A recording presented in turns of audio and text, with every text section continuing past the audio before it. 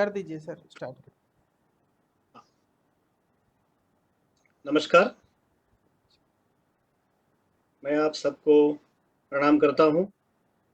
ये सत्र शुरू करने से पहले मैं मेरे गुरुवर्य हठ योगी श्री निकम गुरु जी, उनके आशीर्वाद की याचना करता हूं और साथ ही कॉस्मॉस की जो एनर्जी है वो भी मैं इन्वोक करता हूं। आज का जो विषय है ये है हमारे ब्रेन के बारे में समझना, अंडरस्टैंड द ब्रेन। ब्रेन हमारे शरीर का एक वजन में बहुत हल्का लेकिन कार्य में बहुत महत्वपूर्ण ऐसा अवयव है। ब्रेन का वजन हमारे शरीर की तुलना में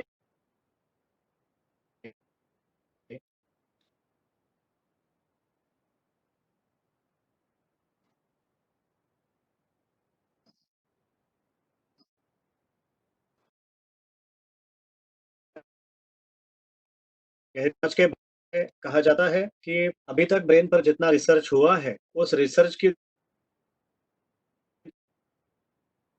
दृष्टि से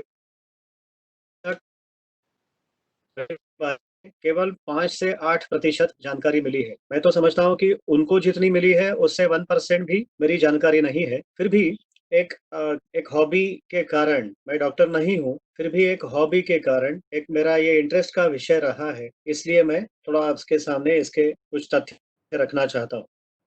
ये जो ब्रेन है, जैसे हमने अभी बात की थी कि the brain has a weight of less than 2% of the body weight.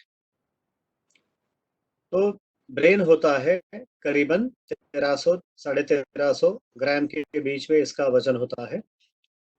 लेकिन ये ब्रेन जब काम करता है तो उसकी भूख बहुत बड़ी होती है। उसको हम जो ऑक्सीजन ग्रहण करते हैं, हमारे शरीर में जो खून बनता है, रक्त बनता है, ये oxygenated blood supply with nutritional calories, ये ब्रेन की सबसे बड़ी रिक्वायरमेंट होती है। और भले ही उसका वजन 2% से कम हो, फिर भी ये जो रिक्वायरमेंट है ये 20 to 24% के दरमियान रहती है। जब हम किसी चीज पर कंसंट्रेट करते हैं, जब हम किसी चीज पर एकाग्रता, कंसंट्रेशन के साथ कोई काम करते हैं, कोई अभ्यास करते हैं, तो उस समय ये जो रिक्वायरमेंट है ये और भी ज्यादा बढ़ सकती है। इस दृष्टि से हमें ये ध्यान में रखना चाहिए कि ब्रेन जो है उसके बारे में हमें कुछ तो कुछ जानकारी होना जरूरी है। अब ये ब्रेन जो काम करता है ये किस जरिए करता है, तो उसमें आते हैं ब्रेन में न्यूरॉन्स। एक एवरेज इंसान की ब्रेन में 86 बिलियन न्यूरॉन्स, बिलियन का मतलब होता है 100 करोड़। तो ये 86 बिलियन टू 90 बिलियन, 8,000 करोड़ से लेकर 8,500 करोड़ से लेकर 9,000 करोड़ तक इतने प्रचंड प्रमाण में न्यूरॉन्स हमारे ब्रेन में उत्पन्न होते हैं। ये जो उत्पन्न होते हैं ये प्रेगनेंसी के जो 12वां हफ्ता है तब से लेकर 19 से हफ्ते तक, यानी ये जो 7 से 7.5 वीक्स, हफ्तों का जो एक पीरियड है, इसमें ये सारे न्यूरॉन्स ब्रेन में तैयार होते हैं। उनके साथ ही उन्हें प्रोटेक्शन देने वाली जो सेल्स है, जिनको ग्लायल सेल्स बोलते हैं, वो भी उनके साथ ही निर्माण होती है, जो ब्रेन को सपोर्ट करती है, उसको प्रोटेक्ट भी करती है, न्यूरॉन्स को प्रोटेक्ट करती है। ये न्यूरॉन्स कैसे काम करते हैं, इसके आगे वाली स्लाइड में जाते हैं। जो न्यूरॉन्स है, they are the core component of the nervous system. यानी नर्वस सिस्टम जो है, न्यूरॉन से ही ये शब्द आया है कि नर्व्स, नर्व्स का काम न्यूरॉन्स के द्वारा होता है। ये जो न्यूरॉन्स है अभी कोर कंपोनेंट, यानी नर्वस सिस्टम का सबसे जो अहम हिस्सा है, सबसे महत्वपूर्ण जो हिस्सा है, वो है नर्वस सिस्टम के ये न्यूरॉन्स। तो न्यूरॉन जो है ये इलेक्ट्रिकली एक्साइटेबल है। इसका मतलब ये है कि हमारे ब्रेन में कंटिन्यूअसली इलेक्ट्रिकल इम्पल्सेस चलते रहते हैं और उसमें काफ़ी प्रमाण में इलेक्ट्रिकल एक्टिविटी चलती रहती है। यहाँ तक कहा जाता है कि ये जो इलेक्ट्रिकल एक्टिविटी है, इसके ज़रिए कोई एक 12 से 15 पावर का एक लाइट ब्रेन की इलेक्ट्रिसिटी पर चल सकता है, कंटिन्यूअसली चल सकता है। इतना उसका कार्य 24 आवर्स ब्रेन का कार्य चलता रहता है। साथ ही जैसे हम कहते हैं कि लीवर जो है हमारे शरीर की केमिकल फैक्ट्री है, वैसे ही ब्रेन में भी कई सारे प्रकार के सिक्रेशंस ब्रेन में होते हैं, वहाँ से भी ये केमिकल्स के कंट्रोल्स किए जाते हैं, वहाँ से सिग्नलिंग होता है और ये न्यूरॉन्स के ज़रिए ये सारा कार्य चलता रहता है। जैसे बाकी सेल्स जो है शरीर की, ये इनको जैसे जन्म है वैसे उनको मृत्यु है, लेकिन ये न्यूरॉन्स जो है, ये कभी भी मरते नहीं है, they never die, they never divide also. और इसके कारण वो और किसी चीज़ से रिप्लेस नहीं हो सकते हैं। ये न्यूरॉन्स को सहायता देने वाले जो अन्य एलिमेंट्स हैं, वो है एस्ट्रोसाइट्स होते हैं, एक्सॉन्स होते हैं, सिनैप्सेस होते हैं। सिनैप्सेस के ज़रिए हम सारी मेमोरी को जोड़ते हैं। उसके साथ ओलिगोडेंड्रोसाइट्स होते हैं, माइलिन शीथ होती है, ग्लाया होते हैं, कई प्रकार के जो इसके सहायक अंग है, जो न्यूरॉन्स के माध्यम से उनका कार्य चलता है। अत्यंत सूक्ष्म हमारी यानी आँखों की दृष्टि के पहुँच के बाहर की ये सारी कार्यप्रणाली है, जिसको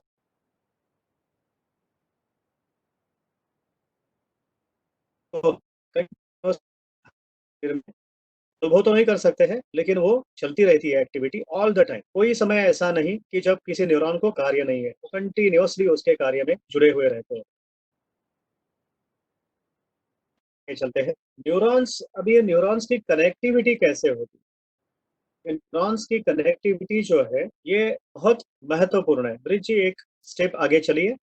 न्यूरॉन्स की जो कनेक्टिविटी है, ये हर एक न्यूरॉन जो है, ये अन्य 10,000 न्यूरॉन्स के साथ कनेक्ट हो सकता है।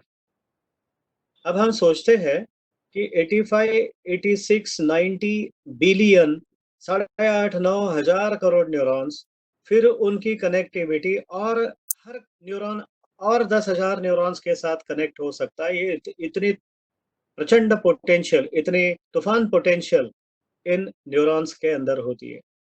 तो ये एक दूसरे को सिग्नल्स पास ऑन करते हैं। उसके ज़रिए हज़ारों ट्रिलियन सिनैप्टिक कनेक्शंस हमारे मस्तिष्क में निर्माण होते रहते हैं। कोई चीज़ हमारे ब्रेन में एक बार आ गई तो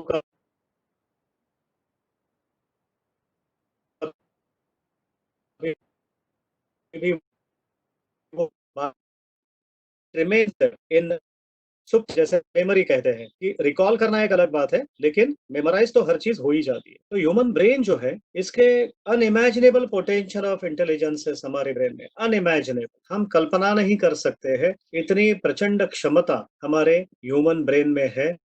और आज के तारीख में जितने भी गैजेट्स बने हैं, जितने भी साधन बने हैं, कंप्यूटर्स बने हैं, प्रोसेसर्स बने हैं, इन सब के परे हमारा ब्रेन काम करता है। किसी गैजेट्स की तुलना हमारे ब्रेन के साथ नहीं हो सकती है।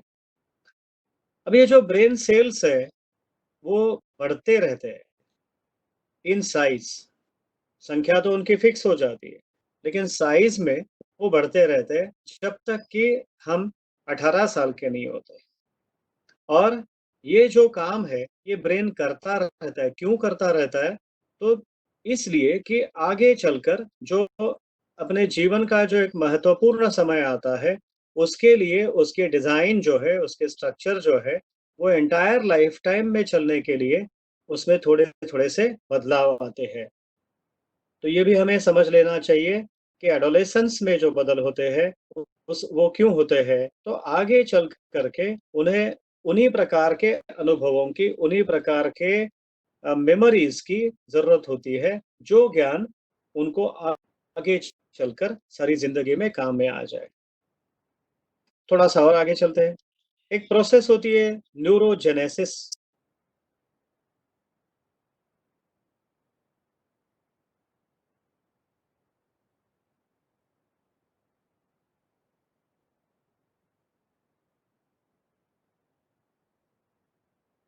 ये न्यूरोजेनेसिस, ये न्यूरो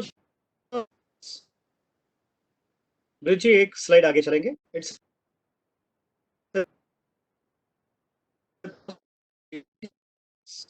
ये सारे शरीर में चलती रहती है प्रोसेस, करोड़ों की संख्या में ये बंद ये इन सेल्स की,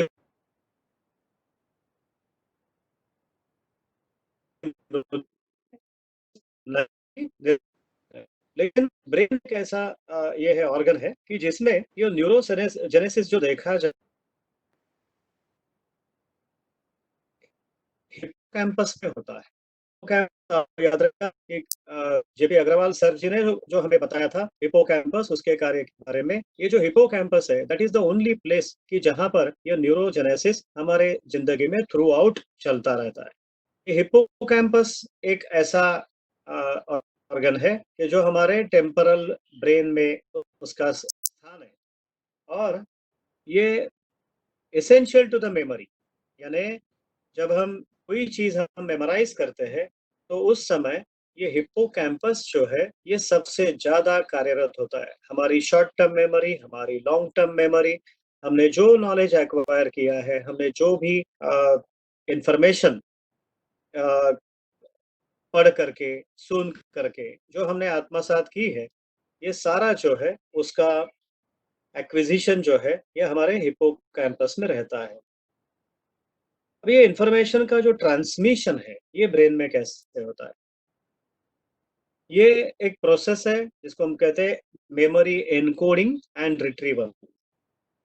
इंफॉर्मेशन ट्रांसमिशन, कोई हमें इंफॉर्मेशन मिल गई तो ये ब्रेन में ट्रांसमिट होती है, उसका एनकोडिंग होता है। जैसे जब हम कहते हैं कि भाई एलआई मेरिडियन, तो हमारे सामने लीवर मेरिडियन आ जाते, तो एलआई हमने उसको शॉर्ट फॉर्म कर लिया, लेकिन हम उसको जिंदगी भर याद रखते हैं। वैसे भी और जो मेरिडियंस है उसमें जो हम शॉर्टकट के नाम हम लोग कहते रहते हैं, तो हमें उनके बारे में एक बार पता चल गया तो हमें उसके बारे में सोचना नहीं पड़ता है। तो ये जो मेमोरी एनकोडिंग है और रिट्रीवल, अगर किसी और ने कहा कि एलआई मेरिडियन तो मेरे सामने वही आएगा, लिवर मेरिडियन ही आएगी। तो ये जो है ये रिट्रीवल होता है। ऑफ कोर्स रिट्रीवल ही होगा,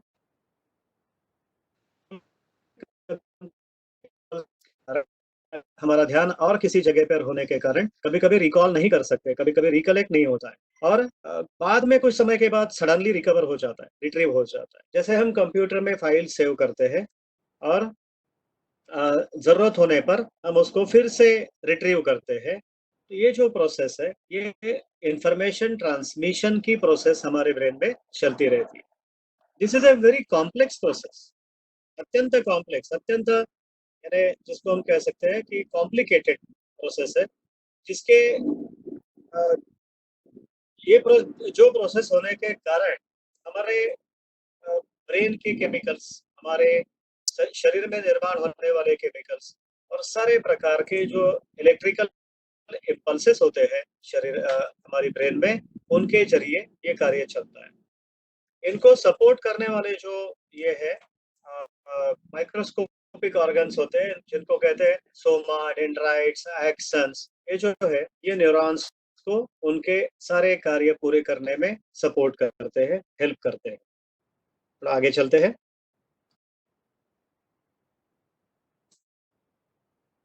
नेक्स्ट साइड, यस।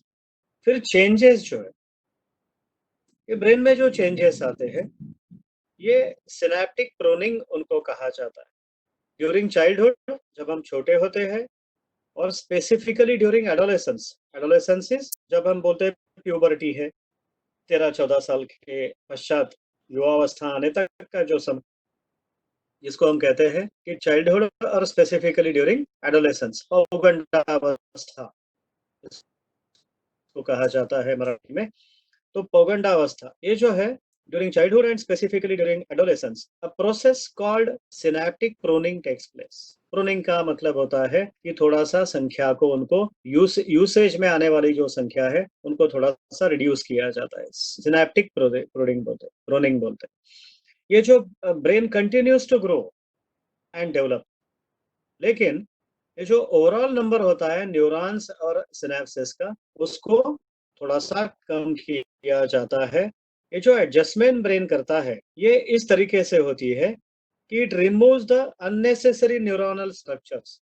जिन न्यूरोनल स्ट्रक्चर्स का हमारी बाद वाली ज़िंदगी में कोई लाभ नहीं होने वाला है, उसका कोई संपर्क नहीं रहने वाला है। मैं आपको एक उदाहरण देता हूँ इसमें। जैसे हम कहते हैं कि हमने छोटे बच्चे को हमने कोई टॉय या कोई खिलौना लेकर दिया।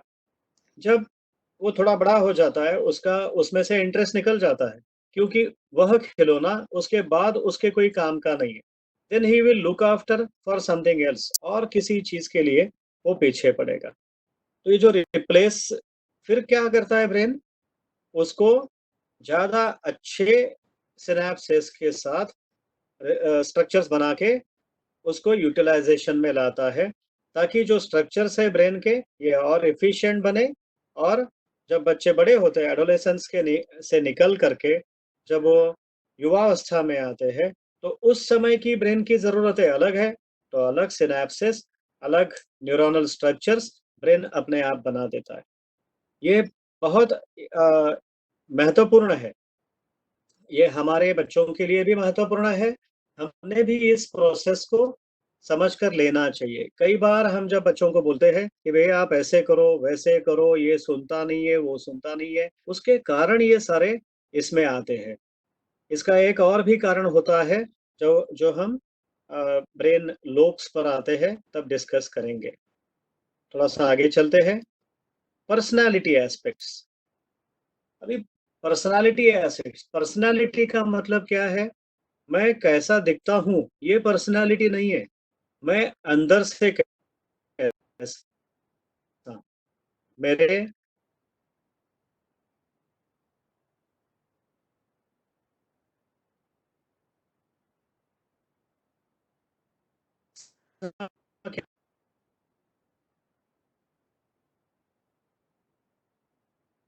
क्या है?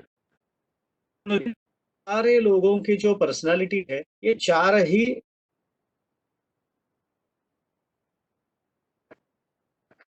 तारों में समाई गई है। सम हर एक को, हर पर्सनैलिटी होती है। एक होती है प्राइमरी पर्सनैलिटी, एक होती है सेकेंडरी पर्सनैलिटी। इसका भी हम थोड़ा-सा ये समझ लेते हैं, what is primary and what is secondary. ये प्राइमरी पर्सनैलिटी जो है, ये होती है कि जब हम घर से बाहर निकलते हैं, हम ऑफ़िस के लिए जा रहे हैं, बाहर घर से बाहर निकलने पर हमारे हम अलग कपड़े स्कूल में जाते हैं, ऑफ़िस में जाना है तो ऑफ़िस का डेकोरम सँभालते हैं। बच्चे में जो है, तो बिहेवियर है, ये कैसे होता है? हम हमारे बॉस के साथ, हमारे सबॉर्डिनेट्स के साथ किस प्रकार से बात करते हैं? ये जो हमारी पर्सनैलिटी है, ये हमारी प्राइमरी पर्सनैलिटी है। और जब हम लौटते हैं घर पे, शाम को, रात को, जैसे भी होता है, तब हम कैसे बिहेव करते हैं, that is our secondary personality. हम हमारे घर के जो लोग हैं, हमारे बच्चे हैं, हमारे माँ-बाप हैं, जो भी हमारे घर में कोई बुज़ुर्ग है, हम उनके साथ किस तरीके से बात करते हैं, उनके साथ हमारा रिलेशनशिप, हमारी कम्युनिकेशन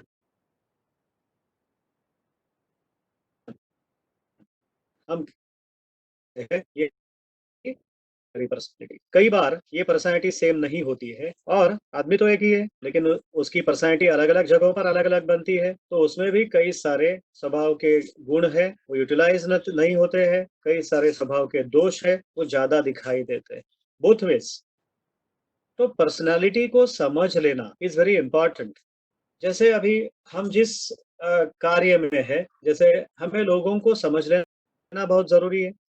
जैसे कोई पेशेंट आता है, तो हम समझ सकते हैं उसकी बॉडी लैंग्वेज से, वो कैसे आ रहा है, कैसे बिहेव कर रहा है, वो डोमिनेंट है कि थोड़ा-सा पीछे रहता है, उसकी भाषा कैसी है, उसका बोलने का ढंग कैसा है, वो किस तरीके से हमें पेश आता है, ये सारी चीज़ें जो है, हम बिल्कुल थोड़ा-सा इमेजिनेशन करके इसके जो स्वभाव धर्म जो है, इनको समझ के भी हम एक अंदाज़ लगा सकते हैं, अनुमान लगा सकते हैं कि हमारे सामने आया हुआ पेशेंट किस टाइप की पर्सनैलिटी को बिलॉन्ग करता है।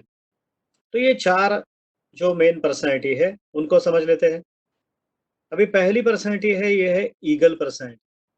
ये डोमिनेंट पर्सनैलिटी है।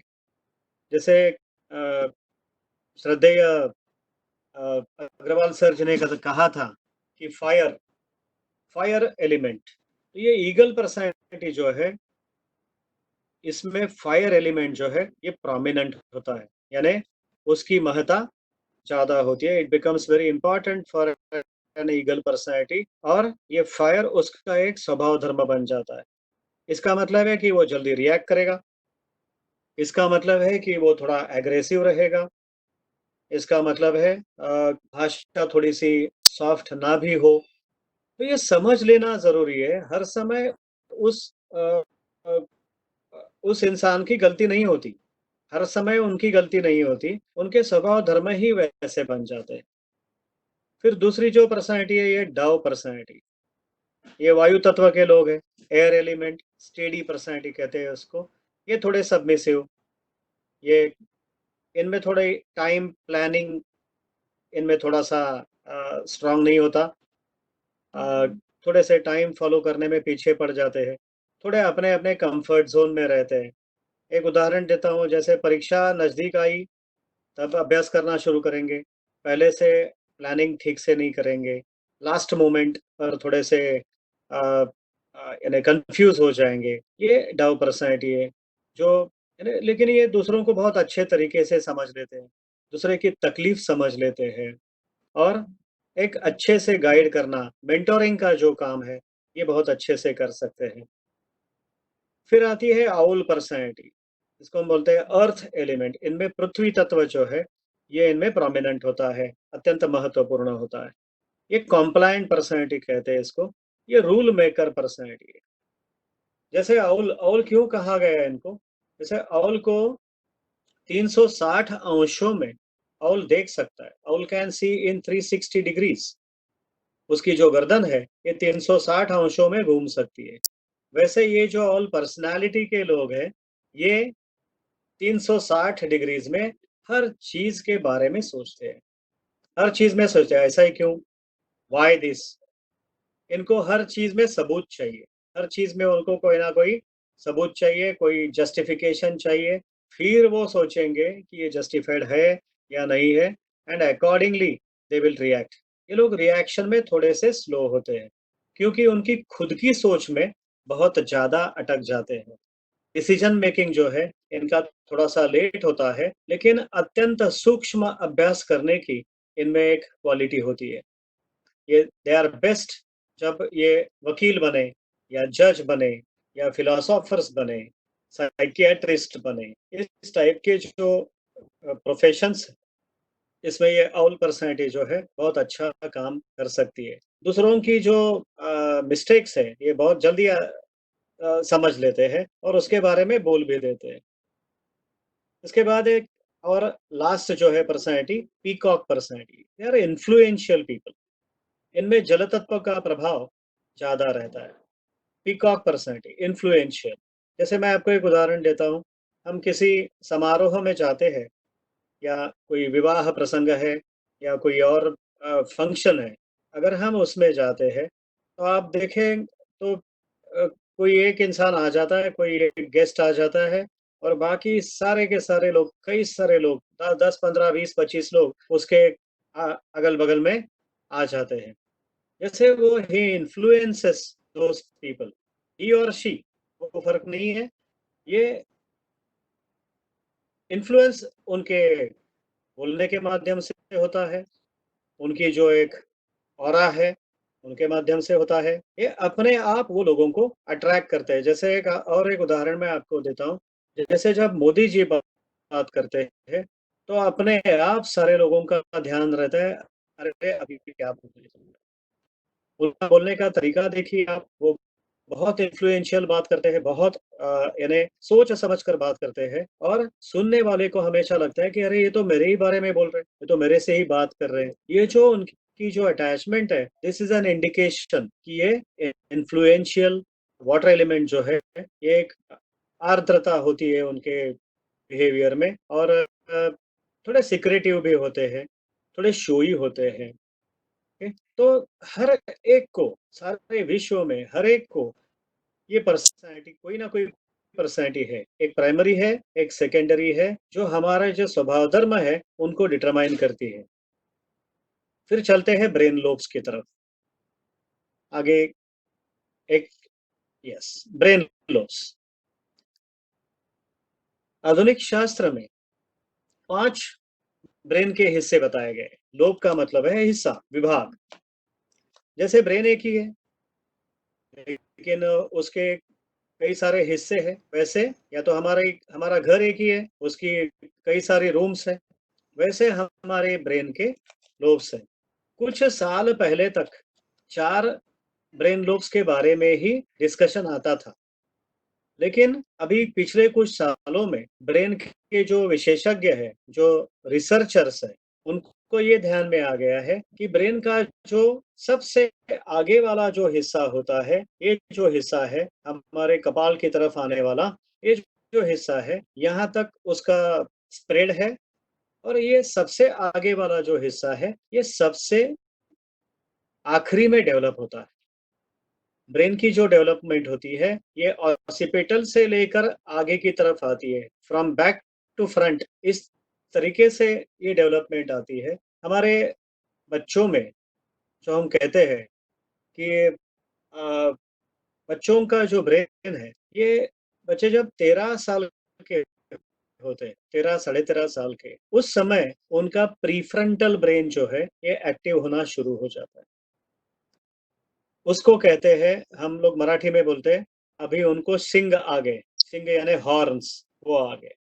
ये शायद मेरी हिंदी उतनी अच्छी नहीं है, आज आप समझ लेने की कोशिश करिए।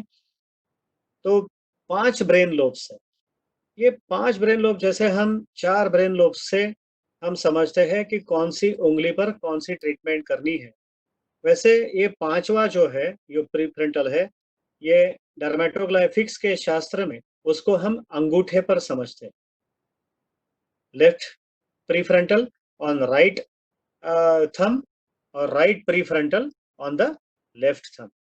इस तरीके से उनका अभ्यास किया जाता है। उसके बहुत इंपॉर्टेंट फंक्शंस है, और ये प्रीफ्रंटल लेट डेवलप होता है। इसी के कारण बच्चों में निर्णय क्षमता नहीं होती, बड़े निर्णय लेने की क्षमता उनमें डेवलप नहीं हुई है। इसी के कारण हम हमने उनको मार्गदर्शन करना, हमने उनको गाइड करना ज़रूरी होता है। तो ये सारे जो लोब्स हैं, उनको बहुत स्पेसिफिक फंक्शंस होते हैं। उनके जो कार्यप्रणाली है, ये कुदरत ने तय करके दी है कि कौन-सा विभाग किस प्रकार के कार्य करेगा। ये जो लोब्स हैं, ये यहीं से हमारे सारे इनेट या इनबॉर्न, जिसको हम कहते हैं जन्मजात, हमारे जन्म के साथ हमने जो गुणवत्ता पाई है, जो हमने क्वालिटीज़ पाई है, ये इन लोब्स में अलग-अलग जगहों पर स्थित होते हैं। फॉर एग्ज़ाम्पल, जैसे डिसीजन मेकिंग है, तो ये प्रीफ्रंटल का कार्य है। अगर प्रीफ्रंटल स्ट्रॉन्ग है, तो अच्छे डिसीजन ले सकता है इंसान। मैथमेटिक्स है, ये हमारे लॉजिकल यानी फ्रंटल ब्रेन का फंक्शन है। अगर फ्रंटल ब्रेन वीक है, तो मैथ्स और फिजिक्स जैसे जो विषय है, ये बच्चे को कठिन लगेंगे। एक लेवल तक कर पाएँगे, उसके बाद उसमें काफ़ी डिफ़िकल्टी उनको आ सकती है। तो इन कारणों से जो महत्वपूर्ण डिसीजंस हैं, वो लेना ज़रूरी है। वो पालकों के, हमारे यानी एक अच्छे तरीके से सोच समझ कर कौन कर सकता है? तो पेरेंट्स कर सकते हैं। तो पेरेंट्स को उनके ऊपर उसका थोड़ा-सा प्रभाव रख के उनको गाइड करना चाहिए कि कौन से विभाग स्ट्रॉन्ग है, उसका अंदाज़ हम लगा सकते हैं। उसमें लोब्स की जो स्ट्रेंथ है, जो हम कहते हैं लोब्स की स्ट्रेंथ होती है, हर एक लोब की अपनी-अपनी स्ट्रेंथ होती है। तो अगर वो स्ट्रेंथ स्ट्रॉन्ग है, अगर वो मजबूत है, तो उस प्रकार के विषय उनको ईज़ी जाएँगे। अगर वो अ, वीक है, तो उस कुछ विषय उनको कठिन लग सकते हैं। तो जैसे अगर लैंग्वेजेज़ की समस्या है, तो समझ लीजिए कि टेम्पोरल लोब वीक है। इसी तरीके से ये सारे कार्य जो है, ब्रेन में चलते रहते हैं। अगर पोटेंशियल स्ट्रांग है, इनबॉर्न पोटेंशियल पोटेंशियल स्ट्रांग है, तो करस्पॉन्डिंग एबिलिटी, देखिए इसमें भी करस्पॉन्डेंस आता है। ब्रेन लोब के साथ हमारे फिंगरप्रिंट्स का करस्पॉन्डेंस आता है। और ब्रेन जो है, ये हमारी अ, हम ब्रेन का अभ्यास हम हमारे फिंगरप्रिंट्स के माध्यम से कर सकते हैं। इट इज अ रेप्लिका, उसका प्रतिबिंब है और ये प्रतिकृति है, ये भी हम समझ सकते हैं। थोड़ा आगे चलते हैं ब्रेन लोब्स की तरफ। 5 लोब्स ऑफ द ब्रेन, इसमें आप देखिए फ्रंटल, ये फ्रंटल का जो सबसे आगे वाला हिस्सा है, आंखों की तरफ जाने वाला, हमारे भ्रुकुटी की तरफ जाने वाला जो हिस्सा है, दैट इज प्री फ्रंटल, एकदम आगे का। फिर आता है फ्रंटल, फिर बीच में पैराइटल, फिर पीछे की तरफ ऑसिपिटल और कानों के पीछे टेम्परल लोब। इसके भी आगे चलते हैं। अभी प्री फ्रंटल लोब है, इनके कार्य क्या है? बहुत अच्छा अभ्यास इस शास्त्र ने किया है, जिसको कहते हैं डर्मेटोग्लाइफिक्स। डर्मेटोग्लाइफिक्स, डर्मा यानी स्किन, ग्लाइफिक्स यानी हमारे फिंगरप्रिंट्स। ये कभी बदलते नहीं है, दे आर परमानेंट। इसीलिए आधार कार्ड बनाते समय या तो पासपोर्ट बनाते समय जो इम्पोर्टेंट डॉक्यूमेंट्स बनते हैं हमारे इसमें, ये सारे बनाने के लिए आजकल ये फिंगरप्रिंट्स लिए जाते हैं। फिंगरप्रिंट्स आर यूनिक, किसी एक के फिंगरप्रिंट्स दूसरे के जैसे नहीं हो सकते। तो ये प्रीफ्रंटल लोब जो है, उसका हम थोड़ा कार्य समझ लेते हैं कि इससे आता है हमारा बिहेवियर, बिहेवियर पैटर्न। हम किस तरीके से हम पेश आते हैं, हमारा सादरीकरण कैसे होता है, how how strongly we come forth. Okay, behaviour, ये बिहेवियर दोनों तरीकों से, हम घर के अंदर कैसे है और जब बाहर जाते हैं तब कैसे। ये प्रीफ्रंटल हमारी पर्सनालिटी को भी डिफाइन करता है। जैसे हमने पहले कहा था कि 4 टाइप की पर्सनालिटी है। डोमिनेंट है, ईगल पर्सनालिटी है। स्टेडी है तो डव पर्सनालिटी है। फिर अर्थ एलिमेंट वाले यानी राहुल पर्सनैलिटी है, कॉम्प्लायंट पर्सनैलिटी है। और चौथी जो है पीकॉक पर्सनैलिटी यानी इन्फ्लुएंशियल पर्सनैलिटी, जल तत्व का प्रभाव वाली। तो ये सारों की जो पर्सनैलिटीज कहाँ से आती है? ये प्रीफ्रंटल से आती है। फिर हम एक्सप्रेस कैसे करते हैं? Do we express? बेसिकली कुछ लोग ऐसे होते हैं कि जो उनकी जो भावनाएं हैं उनको दबा कर रखते हैं, पूरी तरह से एक्सप्रेस नहीं होते, पेरेंट्स के साथ शेयरिंग नहीं होती है, समस्या है फिर भी डिस्कस नहीं करते हैं। तो एक्सप्रेशन जो है, ये भी प्रीफ्रंटल का ही कार्य है। फिर आता है डिसीजन मेकिंग। जिंदगी में हमें हर एक को, बिल्कुल जब हम छोटे होते हैं तब से लेकर हमारे आखिरी दम तक, हमें कई प्रकार के डिसीजंस लेना जरूरी होता है। हमने देखा कई लोग बहुत अच्छे, राइट टाइम राइट थिंग,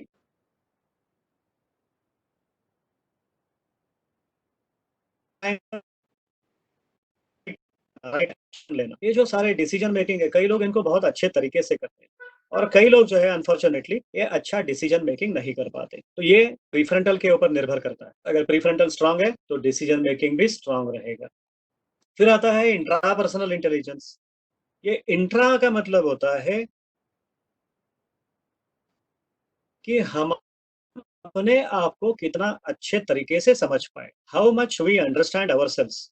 हमारा सेल्फ एस्टीम, हमारा जो आत्मसम्मान है वो किस लेवल पे है, हमारा ईगो कैसा है, हम आत्मसम्मान पूर्ण है या अहंकार,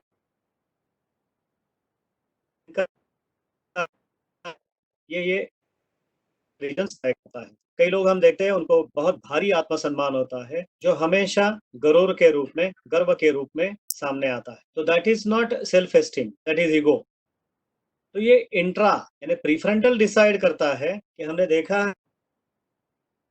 है थोड़ा-सा गौर से अगर हम सोचते हैं, तो एक इंसान के ईगो के कारण करोड़ों लोग मरे हैं दुनिया में। इतना ये इंट्रापर्सनल इंटेलिजेंस इम्पोर्टेंट होता है। जैसे हिटलर ने अ अ, मिलियंस जूस को मार दिया।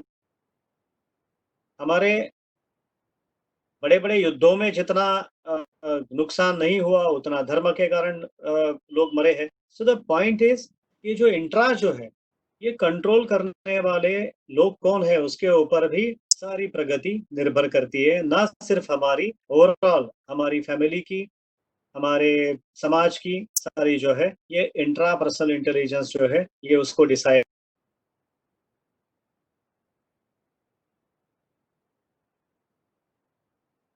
करता है। आता है इंटरपर्सनल इंटेलिजेंस।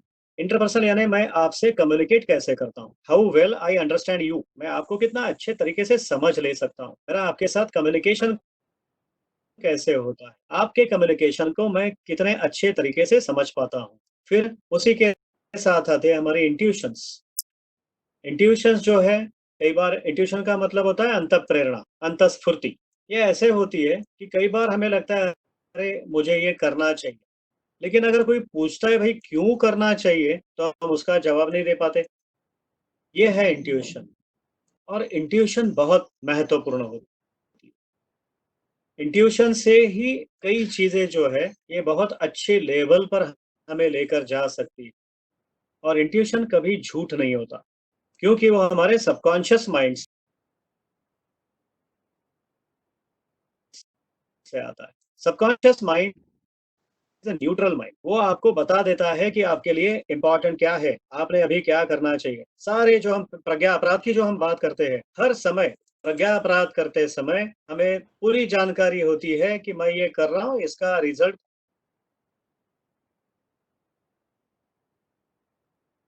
कोई अच्छा नहीं आने वाला। हमें बोल लेकिन कभी-कभी क्या होता है कि एक छोटे स्वार्थ के लिए, छोटी-छोटी चीज़ के लिए हम कुछ कर कर डालते हैं, जो कि बाद में हमें एक पछतावा भी होता है, लेकिन पछतावा होने से फ़ायदा नहीं होता है।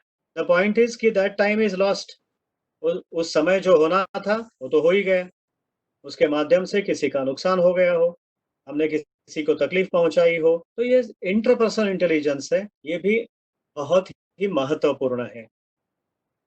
फिर इसी के साथ आती है हमारी लीडरशिप की क्वालिटीज़ आती है, गोल्स, विज़न, हम ज़िंदगी में क्या करना चाहते हैं, किस तरीके से करना चाहते हैं। हमारे प्लानिंग, कोऑर्डिनेशन, कंट्रोल्स, ये जो एग्ज़ीक्यूटिव फंक्शंस है, ये हर एक में होते हैं। कुछ बच्चे अपना-अपना बहुत अच्छा सँभाल लेते हैं, उनको ज़्यादा सपोर्ट की ज़रूरत नहीं होती। कुछ लोग आधी ज़िंदगी निकल जाती है, लेकिन कोई प्लानिंग नहीं कर पाते, कोई कोऑर्डिनेशन नहीं कर पाते, कोई कंट्रोल्स नहीं कर पाते। ये प्रीफ्रंटल जो है, ये सारी चीज़ों को वो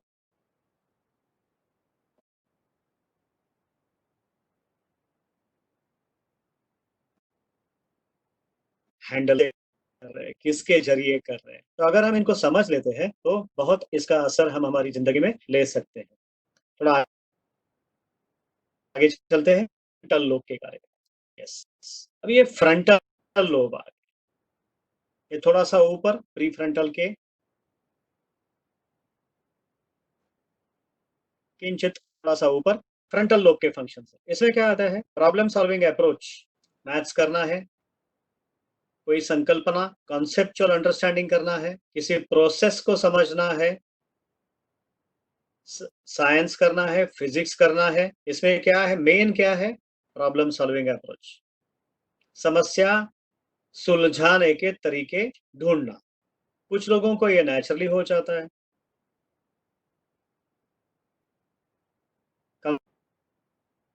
कंफर्टेबली मैथ्स कर लेते हैं, के और स्किप कर लेते हैं।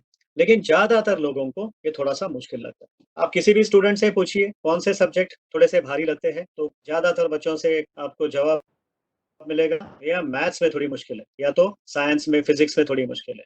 फिर आता है डिटेल्ड एनालिसिस। डिटेल्ड एना किसी चीज़ को अगर बहुत डेप्थ में देखना है, डिटेल एनालिसिस करना है, तो वो भी फ्रंटल लोब का कार्य है। इसमें फिजिक्स है, एडवांस मैथ्स है, अलजेब्रा है, मेंटल कैलकुलेशंस, इसमें न्यूमेरिकल्स आते हैं, जैसे अरिथमेटिक आता है, कॉस्ट बेनिफिट रेशियो। जैसे एक और उदाहरण मैं आपको यहाँ दे दूँ, कॉस्ट बेनिफिट रेशियो या एनालिसिस क्या होता है? अगर मैं कोई बिजनेस कर रहा हूँ तो या ट्रेडिंग कर रहा हूँ, तो मैं कोई चीज कितने में खरीदता हूँ, उसके ऊपर मेरे ऑफिस के रेंट, मेरे जो स्टाफ है उनकी सैलरीज, मेरे लाइट का बिल, पावर का बिल, एसी का बिल, ये सारे जो खर्चे हैं वो सब सम्मिलित करके मैं उस चीज को कितने में बेचता हूँ। इसमें जो कॉस्ट बेनिफिट एनालिसिस जो है, अगर मैं इसको ढंग से नहीं कर पाऊँ, तो कई प्रकार की समस्याएँ आएगी, लॉस में चले जाएँगे। ये मेंटल कैलकुलेशंस जो है, ये भी फ्रंटल लोब के कार्य है। किसी चीज़ को एक्सप्लेन करना, किसी चीज़ के कारण देना, जस्टिफाई करना और वो भी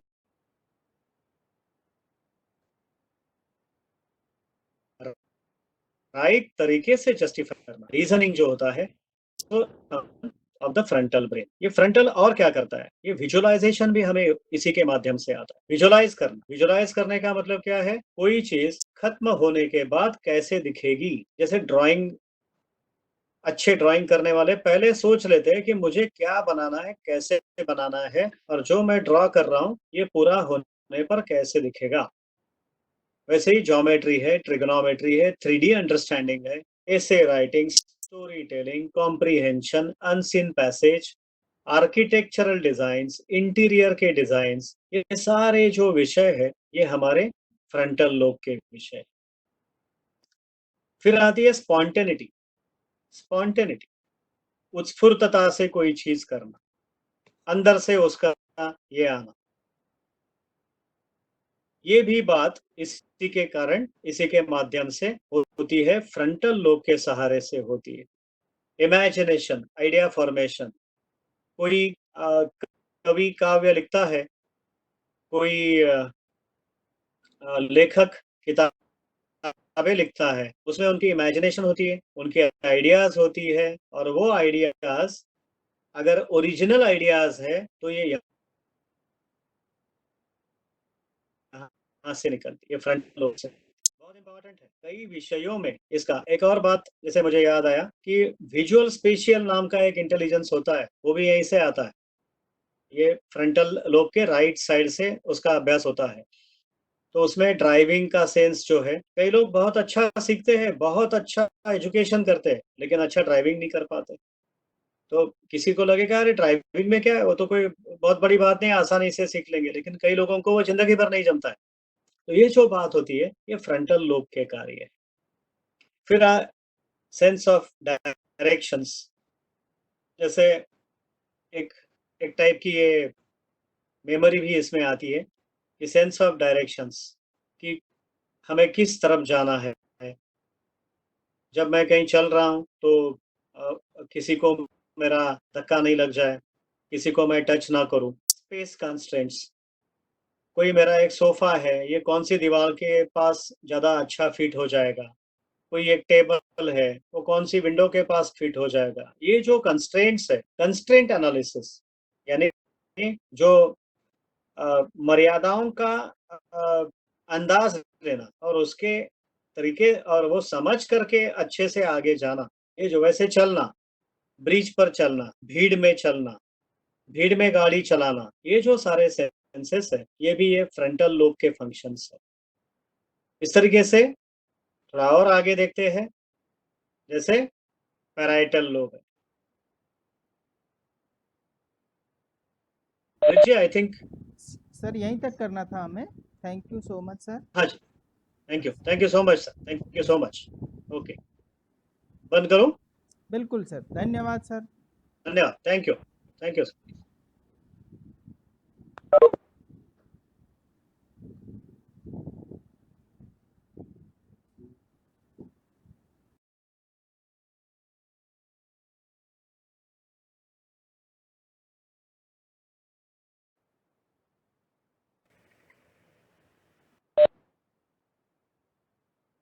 हमारी सोच का जितना इम्पोर्टेंस है, उससे कई गुना ज्यादा इम्पोर्टेंस हमारे एक्शन का है। सोच बहुत कुछ करेंगे, लेकिन अगर उसको इम्प्लीमेंट नहीं करेंगे तो कोई फायदा नहीं। हम लोग देखते हैं कि हजारों बच्चों में हमने ये देखा है काउंसलिंग्स में कि इट इज सरप्राइज। बच्चे होशियार होते हैं कुछ लोग, लेकिन जब करने का समय आता है तो पीछे they don't want to do the things, they are not comfortable implementing. हालांकि इंटेलिजेंस में कोई कमी नहीं है, में कोई कमी नहीं है, इनबॉर्न पोटेंशियल में कोई कमी नहीं है, फिर भी वो जब स्कोर आता है तो उसमें पीछे पड़ जाते हैं। बच्चों को तो हम बोल देते हैं जो हमें बोलना है, लेकिन हमने भी वही किया होता है कई बार हमारे लाइफ में। Many times we have done the same thing, but when it comes to our children, हम लोग उनको बहुत अच्छा उपदेश दे देते हैं। तो ये भी थोड़ा ध्यान में रखना है कि हम खुद कितना इम्प्लीमेंट, क्योंकि इसमें जो है एक जेनेटिक फैक्टर भी बहुत बड़ा रोल करता है हमारे इसमें। बच्चे कहाँ से लेंगे? बच्चे भी हमारे जेनेटिक्स से लेते ही है कई चीजें। तो before we scold the children, जब हम उनको जब फायर करते हैं, उससे पहले हमने ये भी सोचना चाहिए कि भैया हम क्या कर रहे थे उनके उम्र में। एक और बात मुझे सडनली याद आई करके बोल रहा हूँ, इसमें नहीं है, पावर पॉइंट में नहीं है, थोड़ा समझ लीजिए। ये जो प्रीफ्रंटल ब्रेन होता है, ये जब हम 13 साल के होते हैं, 12-13, ओके, इस रेंज में ये डेवलप होना शुरू होता है। जैसे एडोलेसेंस आता है ना, वैसे वो शुरू होता है, उसकी डेवलपमेंट स्टार्ट होती है। ओके, इसको मराठी में हम लोग बोलते हैं शिंग फुटले, यानी उनको हॉर्न्स आ गए बोलते हैं हम। तो सिंग तो आते नहीं, लेकिन एक कहने का तरीका होता है। और ये जो 12-13 में जो डेवलप होना शुरू करता है, उसको है ना 12 साल लगते हैं डेवलप होने में। So it takes 12 years. तो 12-13 से लेकर 25 का जो ये है एज है, इसके दौरान इस प्री फ्रंटल ब्रेन की सबसे ज्यादा डेवलपमेंट है। और इसके दौरान बच्चे बदलते हैं, बच्चों में चेंजेस आते हैं, उनमें यानी वो रिस्क लेना चाहते हैं, वो कुछ अलग करके देखना चाहते हैं। जब वो बाहर निकलते हैं, अगर वैसे फ्रेंड सर्कल मिला तो कभी स्मोक करके देखना चाहते हैं। तो ये सारी चीजें जो है, ये इमिटेशन से भी होती है, और they want to do something different. ये जो बात उनमें आती है, ये इस कारण से आती है कि उनका ये जो फ्रंटल है वो थोड़ा सा डेवलप होना शुरू होता है। और शायद वही कारण है कि लोग सोचते हैं कि भाई शादी करेंगे बच्चों की तो 25 के बाद करेंगे, ताकि उनका वो डेवलपमेंट का जो पार्ट है ये पूरा हो जाए। क्योंकि अगर किसी ने उसके पहले अगर किसी ने कोई मूर्खता करी, तो हम लोग क्या बोलेंगे? हम लोग बोल सकते हैं नहीं यार जाने दो, अभी छोटा है, अभी अनुभव नहीं है, ये नहीं है, वो नहीं। हम लोग उसको बेनिफिट ऑफ डाउट दे देते हैं। लेकिन अगर 25 के बाद करे तो हम बोलेंगे अभी इतना भी नहीं समझता है, are you not understanding even this? तो कब समझोगे? तो ये जो बात है, इसको हमें पेरेंट्स, एज ए पेरेंट हमें समझ लेना चाहिए कि बच्चों में चेंजेस जो आते हैं, उसका मूल कारण ये होता है। लड़कियों में ये थोड़ा 6-8 महीने से 1 साल के रेंज में थोड़ा जल्दी मैच्योर होता है। इसलिए हम कहते हैं कि लड़कियां जल्दी मैच्योर होती है। मेन कारण ये होता है। दूसरा एक कारण होता है कि उनका जो ब्रेन है, फीमेल ब्रेन जो है, ये मेल ब्रेन की तुलना में थोड़ा सा वजन में कम होता है। It is little smaller, okay, little smaller in the sense ये अराउंड 40 to 50 ग्राम्स के रेंज में वो छोटा होता है। That's the reason it matures little earlier. बाकी उसकी जो एफिशिएंसी है, उसके जो कार्य है, उसमें कोई फर्क नहीं है, लेकिन मैच्योरिटी का समय थोड़ा सा नजदीक आता है उनको, इस कारण से। फिर हम जाते हैं आगे टेम्परल लोब के ऊपर। टेम्परल लोब, ब्रिज जी एक आगे चलिए।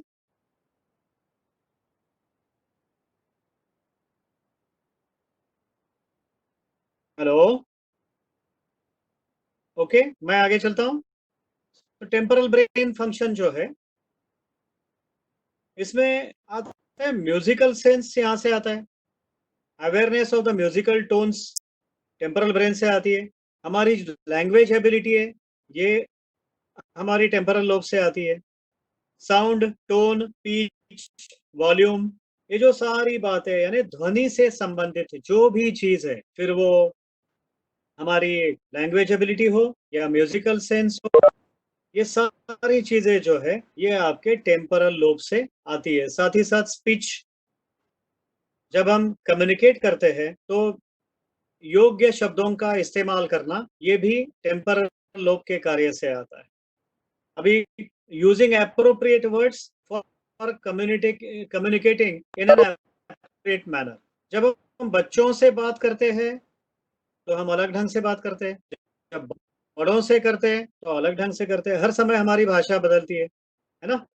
तो इससे हमारी जो एक सभ्यता जो है ये भी इसके ऊपर डिपेंड करती है। हम किस तरीके से लोगों का अप्रोच हो रहे हैं, किस तरीके से उनको समझ कर ले रहे हैं, ये भी बात हमें इस टेम्परल लोब के कार्य से हम समझ सकते हैं कि how do we treat the people. हम उनको रिएक्ट कैसे करते हैं, रिएक्ट करते हैं कि रिस्पॉन्ड करते हैं। ये दोनों चीजें जो है ये बहुत इंपॉर्टेंट होती है। जैसे you can take the example, हमारी जो एक फेवरेट टीचर है इन क्लासेस में, रमोला टीचर है। आप देखिए सबको वो बच्चा बोलेगी, बेटा बोलेगी। ये जो बात है ये ये बहुत यानी एक्सलेंट कम्युनिकेशन का एक ये इंडिकेशन है कि वेरी स्ट्रांग टेम्परल लोब। इससे बच्चे ऑडिटरी लर्नर बन जाते हैं। जो जिनका टेम्परल लोब स्ट्रांग है, ये हम वी बिकम ऑडिटरी लर्नर्स, यानी हमें सीखने के लिए भाषा की जरूरत है और स्पोकन लैंग्वेज की जरूरत है। तो अटेंशन टुवर्ड्स साउंड, ये लोग डिस्टर्ब भी जल्दी होते हैं।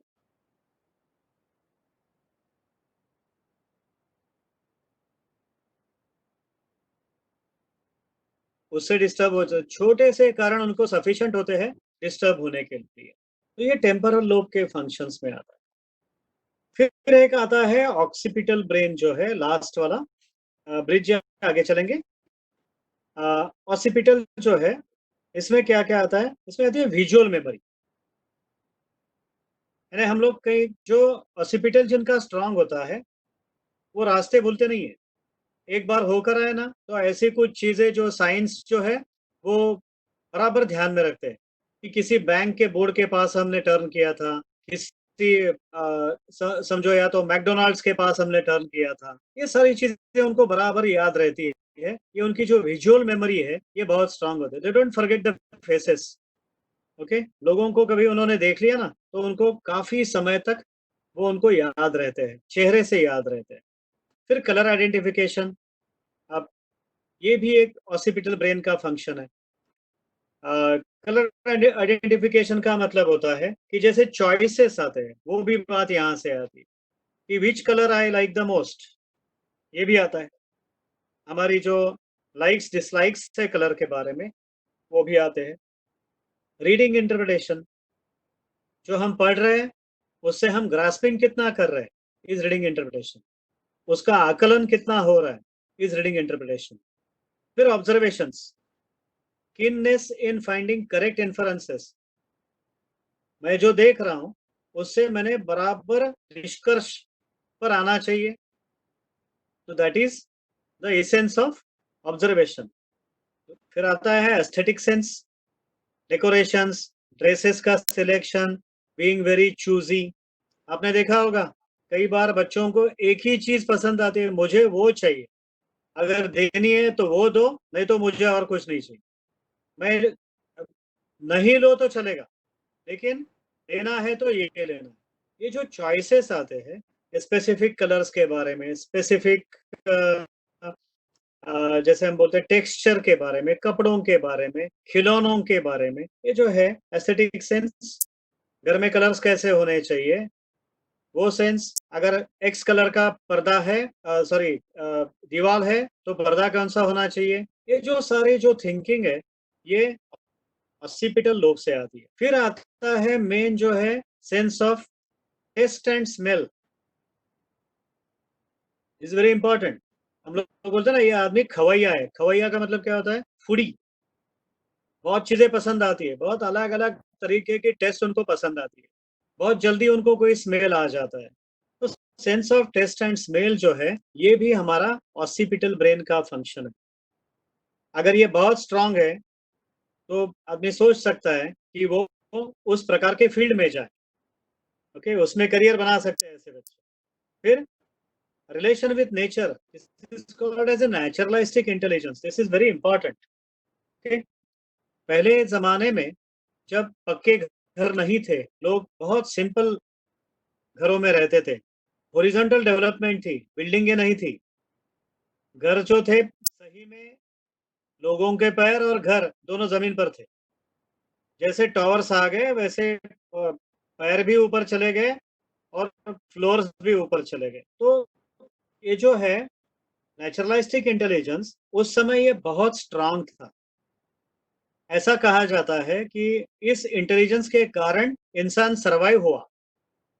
अब थोड़ा सा इमेजिन करिए कि जब यानी पूर्व काल में गो बैक 200, 300, 400 साल पीछे जाते हैं, इसमें थोड़ा सोचिए कि घर कैसे होंगे, मनुष्य की बस्ती कहाँ हुई, पानी के पास हुई। जहाँ पानी है वहां तो वनस्पति तो रहेगी, प्लांट्स रहेंगे, जंगल्स रहेंगे। इन 1947 at the time of independence, India had 33% jungles, 33% जंगल। आज 3% भी नहीं है। तो जब जंगल में आदमी रहता है तो उसके साथ कई सारी रिस्क भी आती है। जानवर हमला कर सकते हैं, सर्प आ सकते हैं, स्नेक्स का डर हो सकता है, ये सारी चीजें। तो कहा जाता है कि उस जमाने, उस काल में सोए हुए इंसान को आने वाले सर्प के बारे में भी अपने आप पता चलता। सर्प की जो मूवमेंट होती है वो आवाज नहीं होती है प्रत्यक्ष में, लेकिन वाइब्रेशन से उनको पता चल जाता था कि कोई ये जैसे बोलते हैं ना कि सर्प जैसे जो प्राणी होते हैं वो अंदर घुसा है घर के अंदर।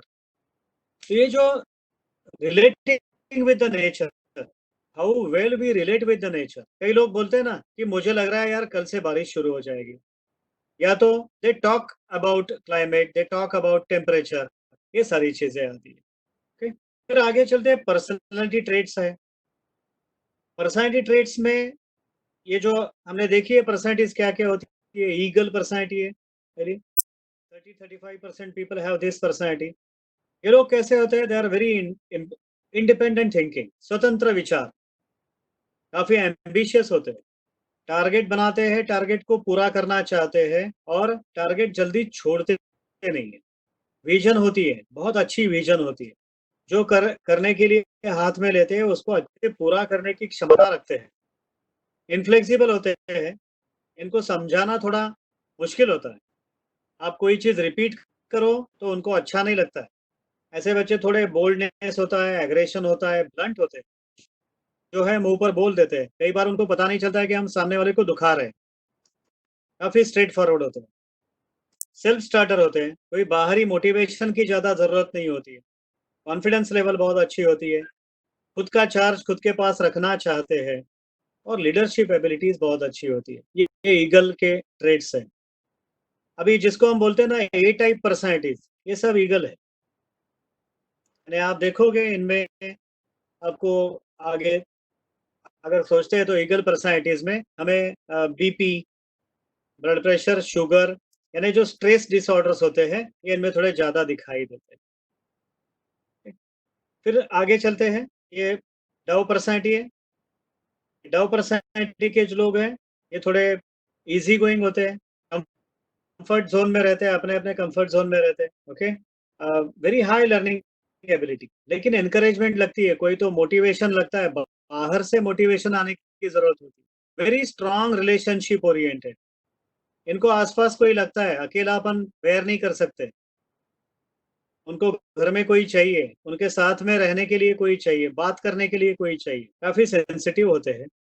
ओके, स्ट्रेचेबल है, फ्लेक्सिबल है, अप्रोचेस बहुत अच्छे होते हैं, कन्विंसिंग मैनर में बात करते हैं, टीम प्लेयर होते हैं, उनको आसपास कोई लगता है, टीम से बहुत अच्छा काम करवा भी ले सकते हैं, झगड़ा अच्छा नहीं लगता है, वाद विवाद करेंगे, डिबेट करेंगे, लेकिन अगर उनको लगता है नहीं यार ये डिबेट तो झगड़े पर जा रहा है तो दे विल बैक आउट, वो पीछे आ जाएंगे, हट जाएंगे। पेशेंस लेवल अच्छी होती है, हार्ड वर्किंग अच्छा कर सकते हैं, काफी सपोर्टिव रहते हैं, कोई बीमार हो गया तो उसकी केयर लेने में आगे बढ़ते हैं। ओके, लॉयल है, फ्रेंडली है, आसपास यानी पीपल ओरिएंटेड है होने के कारण they always need somebody around them, और बाहर के मोटिवेशन की भी जरूरत होती है। और आगे चलते हैं, ये पर्सनालिटी ट्रेट्स में हाउल पर्सनालिटी है, ये बहुत एनालिसिस करते हैं किसी चीज पर, यानी कहा जाता है हाउल कैन सी इन 360 डिग्रीज, उसकी गर्दन पूरी घूमती है 360 डिग्रीज में। और तो बहुत ज्यादा, यानी 360 डिग्रीज में जैसे आउल की गर्दन घूमती है, वैसे इस पर्सनालिटी के जो लोग हैं उनकी सोच 360 डिग्रीज में घूमती है। इस तरीके से इसको समझ लीजिए। तो very very strong analyst behaviour, ये इनको बेस्ट रोल होता है। ये अच्छे वकील बन सकते हैं, ये बहुत अच्छे जज बन सकते हैं, बहुत अच्छे ऑडिटर बन सकते हैं, बहुत अच्छे स्टैटिस्टिकल पीपल बन सकते हैं, यानी हर चीज में बहुत अच्छी सोच। फिलोसॉफी, साइकोलॉजी, ये इनके लिए अच्छे सब्जेक्ट होते हैं। फिर हाईली इन्वेस्टिगेटिव नेचर, हर चीज में वो यानी जितना इन्वेस्टिगेशन कर सकते हैं। इनको अलग अलग क्षेत्र जो है, जैसे वास्तुशास्त्र है, जिनको हम बोलते हैं थोड़े मिस्टिक सब्जेक्ट जो होते हैं, गूढ़ शास्त्र है ना, आध्यात्मिक है, जिसको साइंस से रिलेट नहीं कर सकता है लेकिन हमारे प्राचीन शास्त्र कर सकते हैं, उनके साथ ही अच्छा रिलेट हो जाते हैं क्योंकि इन्वेस्टिगेटिव नेचर होता है। फिर दे आर रूल मेकर्स, कभी भी नियम तोड़ेंगे नहीं, रूल बनाएंगे, रूल बनाकर उसको फॉलो करेंगे, कैलकुलेटेड रिस्क लेते हैं, बहुत ज्यादा फॉल्ट फाइंड करते हैं दूसरे का, यानी ऑडिटर्स अच्छा बन सकते हैं। उसके साथ में ये प्रॉब्लम सॉल्विंग तो बहुत अच्छा करते हैं, लेकिन डिसीजन मेकिंग स्लो होता है, रिएक्शन स्लो होती है, क्यूरियस होते हैं, हर चीज में व्हाई एंड हाउ, ये दो सवाल उनके आ जाते हैं। एक्सट्रीम प्लानिंग करते हैं लेकिन एग्जीक्यूशन थोड़ा स्लो होता है। उसके बाद में कंप्लायंस बहुत अच्छे करते हैं। okay? थोड़ा सा कंफ्यूजन होता है और कन्विंस करना बहुत मुश्किल होता है, it takes time to convince. Okay, फिर आगे चलते हैं, पर्सनालिटी टाइप पीकॉक में आते हैं, ये आर इन्फ्लुएंशियल पीपल। ब्रिज आगे चलिए, इनमें अनलिमिटेड पोटेंशियल, एक स्टेप आगे चलते हैं। ब्रिज सर, यस, ये अनलिमिटेड पोटेंशियल होता है, हाईली फ्लेक्सिबल, अनलिमिटेड पोटेंशियल, एक प्रकार का फिंगरप्रिंट होता है जिससे ये पर्सनालिटी हम इन्फर करते हैं। Okay, very conservative people, defensive, limited risk लेने वाले, टॉकेटिव होते हैं, पीपल ओरिएंटेड, कन्विंसिंग होते हैं, लेकिन डिसिप्लिन में बैठना बहुत मुश्किल होता है। They are not good in time manage, इनको 1-to-1 गाइडेंस की जरूरत होती है, need support to perform, need personal guidance. Attention seeker होते हैं, खींच लेते हैं, अटेंशन खींच लेते हैं, अलग कपड़े पहनेंगे, अलग टाइप के फैशंस करेंगे, पार्टीज में जाना पसंद करेंगे, they love to be noticed by others, they like compliments, gifts. Okay, तो थोड़ा शोई नेचर उनका होता है। okay? आगे चलते हैं,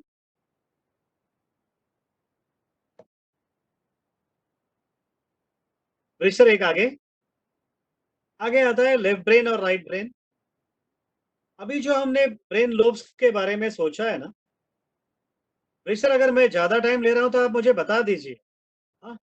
अगर दूसरा कुछ लेना है तो नहीं सर, सर आप कंटिन्यू करिए, बहुत अच्छा। आप कंटिन्यू कर दीजिए सर, ऐसा कुछ नहीं। Okay, I need another 15 minutes, is it okay? Okay okay sir. Okay, thank you so much. Okay, फिर ये लेफ्ट ब्रेन और राइट ब्रेन, लेफ्ट ब्रेन जो है ये एनालिटिकल होता है, राइट ब्रेन है ये क्रिएटिव ब्रेन है। इसका मतलब ये नहीं है कि left brain active person creative नहीं होता, लेकिन एक डोमिनेंस होता है ब्रेन में। ओके, अभी इनमें जो लेफ्ट ब्रेन के जो फंक्शंस है, थोड़ा आगे चलते हैं सर। लेफ्ट ब्रेन ओरिएंटेड जो फंक्शंस है वो क्या है? तो it is a strongly analytical brain.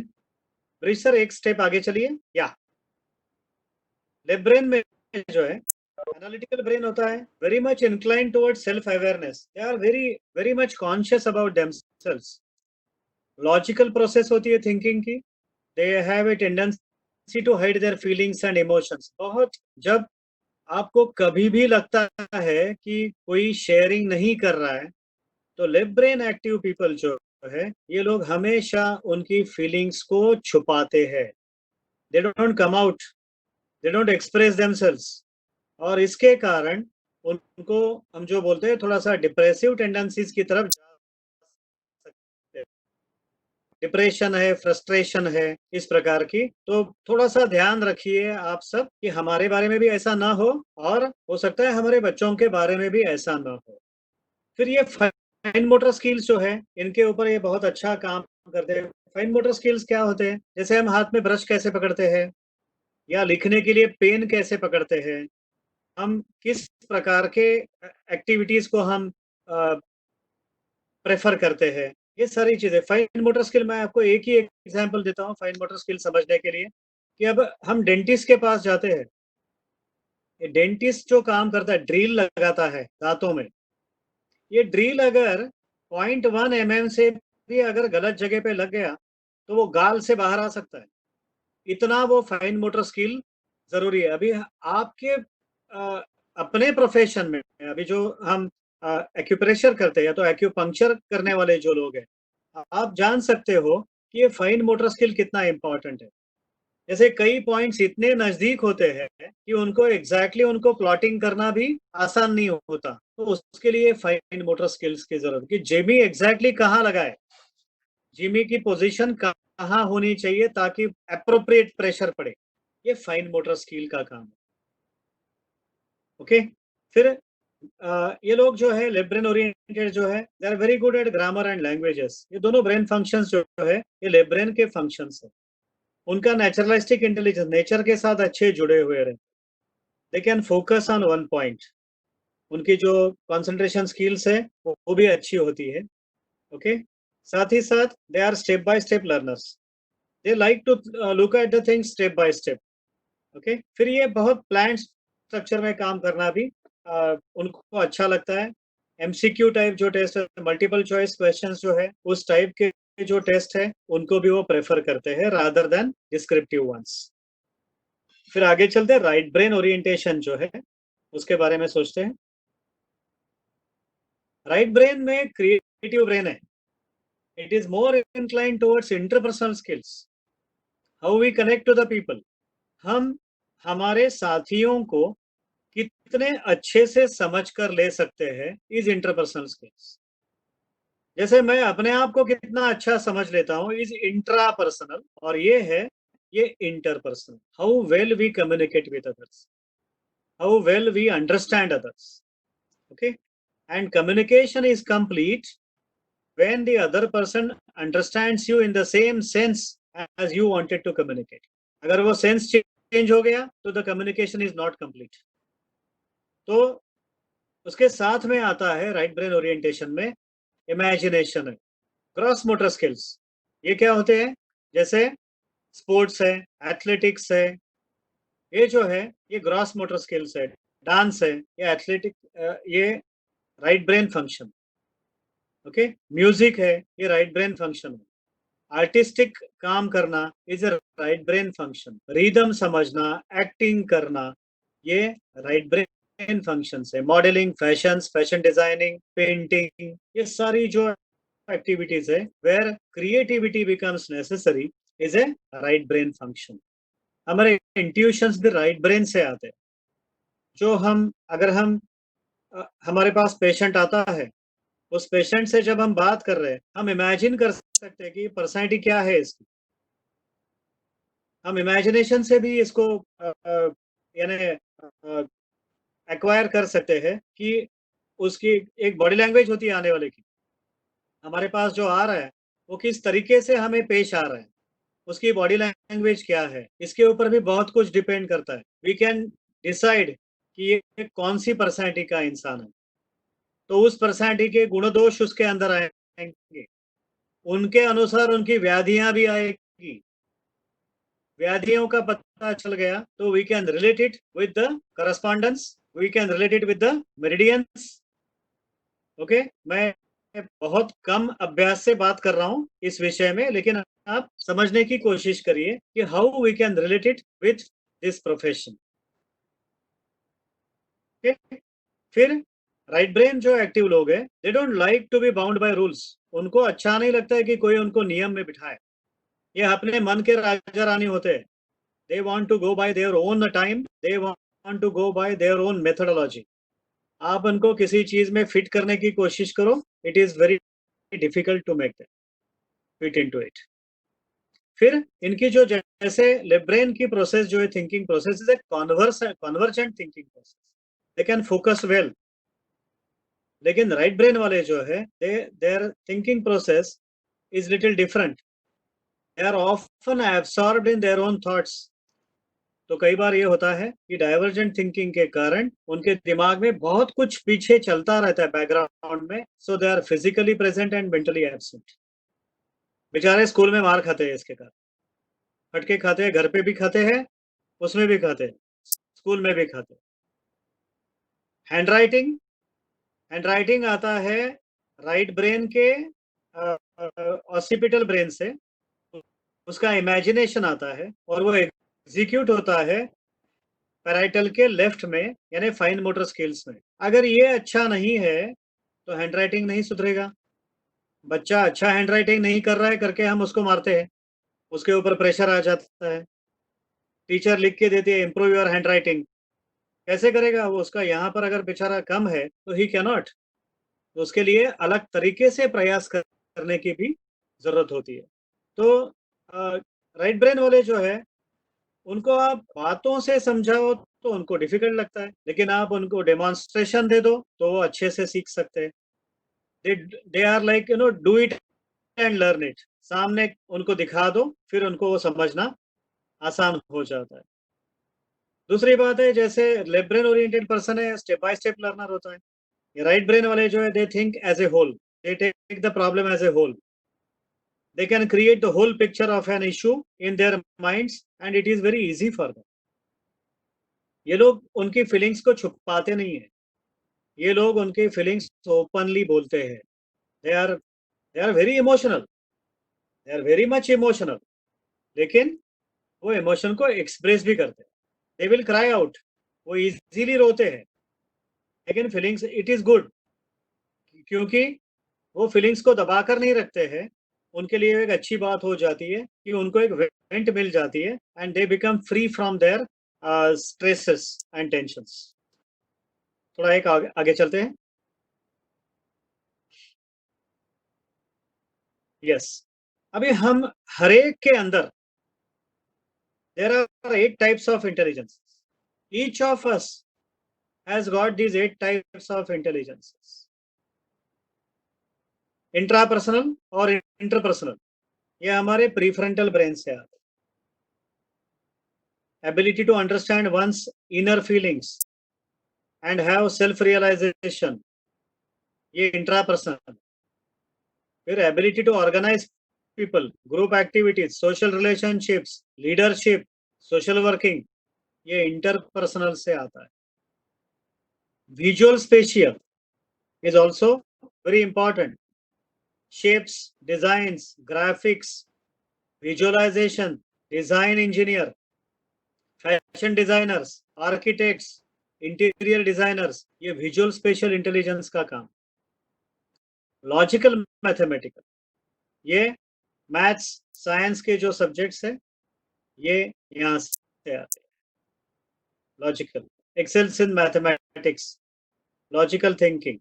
फिर body kinaesthetics, sportsman, you can become good sportsman if you have good body kinesthetics.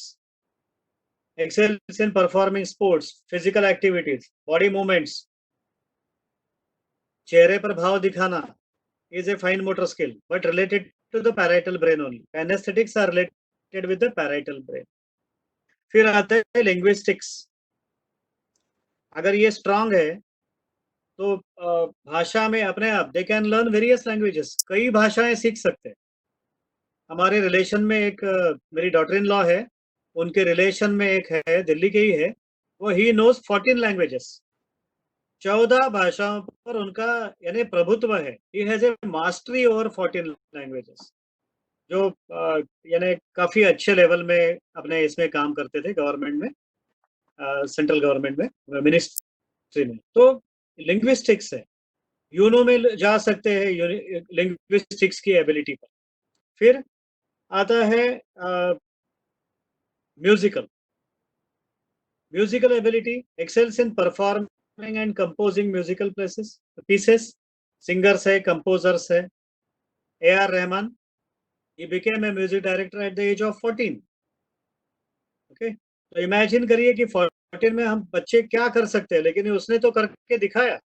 And still he is active even after 25 years. He is very much active and composing very quality music, very good music. This is musical ability. फिर आता है naturalistic intelligence, जिसमें they love animals, plants, nature, they understand the animal world, they understand meteorology, they can become biotechnologists, they can become biochemistry people, they can become diagnostics में अच्छा काम कर सकते हैं। हमें भी ये एक्यूप्रेशर में, एक्यूपंक्चर की ट्रीटमेंट्स में, या तो आयुर्वेदिक हो या डॉक्टर वॉल का कोई भी हो, नेचुरलिस्टिक क्यों इंपॉर्टेंट है इस क्षेत्र में? Because it is related to us, it is related to the nature and we are a part of nature. हालांकि नेचर की हम यानी वी आर हेल बाउंड, हम उसकी वाट लगाने को बैठे। I am using a little harsh word, I am not understanding how to convert it in Marathi. We say वाट लवली, वाट लगाना क्या है कि we are destroying it in a way. Okay, तो naturalistic intelligence is extremely important, is a survival intelligence basically. ठीक है, तो ये 8 प्रकार के इंटेलिजेंसेस। अभी ये 8 इंटेलिजेंसेस जो है, ये हमें कई प्रकार से हम इनके साथ जुड़ रहे, day in and day out. Brain के अलग अलग हिस्सों से ये आते हैं, जैसे इंटरपर्सनल प्रीफ्रंटल से आते हैं, लॉजिकल विजुअल स्पेशियल हमारे फ्रंटल से आते हैं, काइनेस्थेटिक्स हमारे पैराइटल से आते हैं, लिंग्विस्टिक्स और म्यूजिकल हमारे टेम्पोरल से आते हैं। ओके, नेचुरलिस्टिक हमारे ऑसिपिटल से आता है। तो हम इसको रिलेट करते हैं कि हमारे फिंगरप्रिंट्स क्या बताते हैं। हमारा जो अभ्यास है इस विषय का, ये इसके ऊपर डिपेंड करता है कि what are my fingerprints. Fingerprints में कई सारे प्रकार होते हैं and fingerprints is a replica of our brain. हमारे जो अंगूठे हैं उसके माध्यम से हमें समझता है प्रीफ्रंटल कितना स्ट्रांग है। हमारी जो इंडेक्स फिंगर है वहां से हमें समझता है कि हमारा लॉजिकल एनालिसिस या तो हमारा फ्रंटल ब्रेन कैसे काम करता है। हमारे मिडिल फिंगर्स है, उसमें हमें समझता है हमारा पैराइटल ब्रेन कैसे।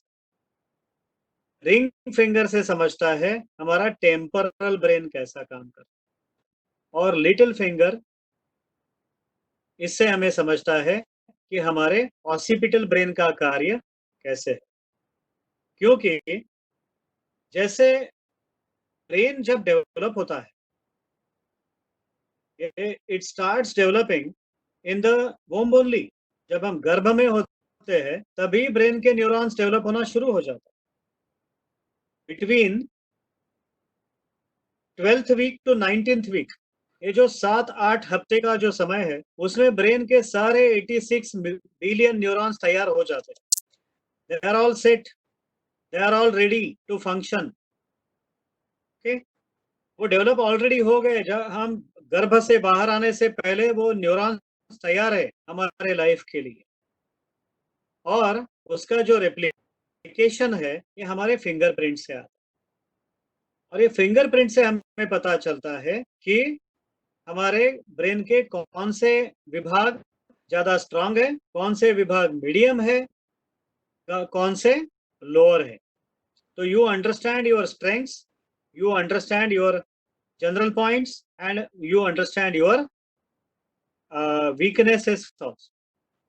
अगर weaknesses का सही समय पर पता चला तो हम उनको improve कर सकते हैं. There are ways to improve.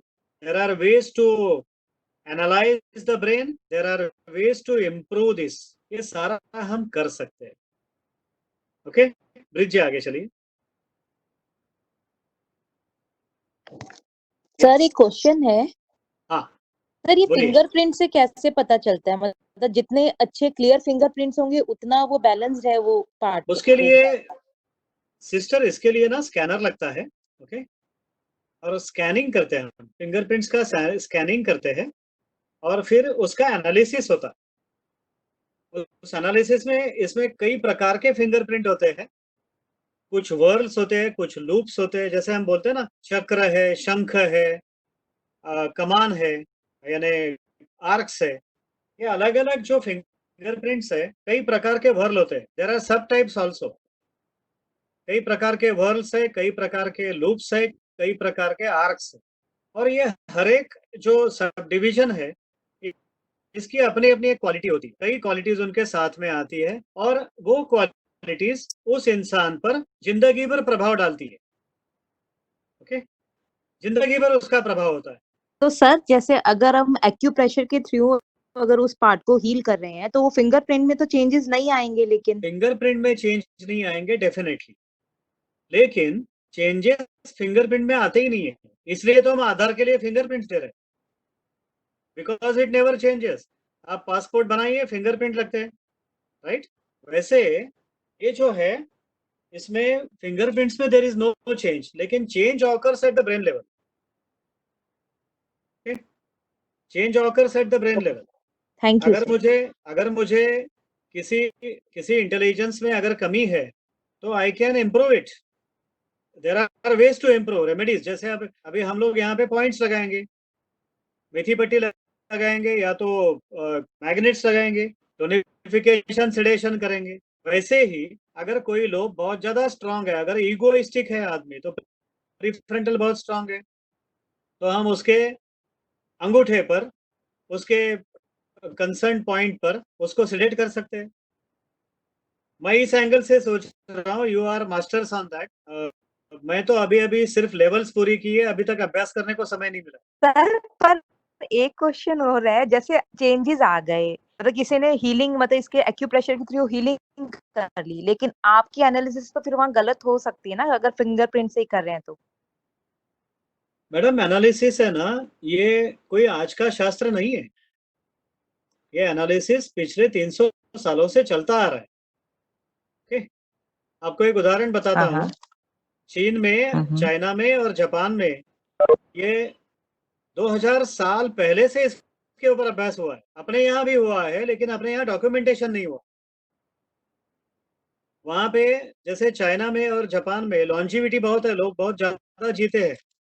Average age is 85 plus, यानी मरने की जो उम्र है इज 85 प्लस. तो उन लोगों ने जो ये किया है, उसका अभ्यास किया है, वो जानबूझकर देखते थे कि लड़की के हाथ पर अगर लूप है तो that girl was preferred as a daughter in law in the house, क्योंकि वो सबमिसिव रहेगी, वो एग्रेसिव नहीं रहेगी. इतना सोचते थे उस जमाने में. So this is the way कि अपने आप को. Nice study. हाँ जी, वेरी वेरी इंट्रिकेट स्टडी है. मैंने आपको, यानी I just introduced you to this. It's a very very intricate study. ये मैं तो अभी भी मैं सीख रहा हूँ. वो अभी 7-8 साल हो गए, लेकिन अभी भी मुझे लग रहा है कि मुझे इससे कुछ आता नहीं है. आई स्टिल फील कि I have to learn a lot in this. लेकिन जैसे काउंसलिंग करते जाते हैं, मैंने इसमें I done more than 1050 counsellings in this. तो उतना समय बैठ कर और उतने लोगों को देखकर, उनकी बॉडी लैंग्वेज, उनकी भाषा, उनके नेचर, ये सब देख देख के काफी कुछ सीख गया हूँ. सर इस स्टडी का फिर बोलते क्या है, मतलब अगर आगे किसी को करना हो तो. This is called as dermatoglyphics. Okay, thank you sir. Dermatoglyphics multiple intelligence test. This is the DMIT. DMIT.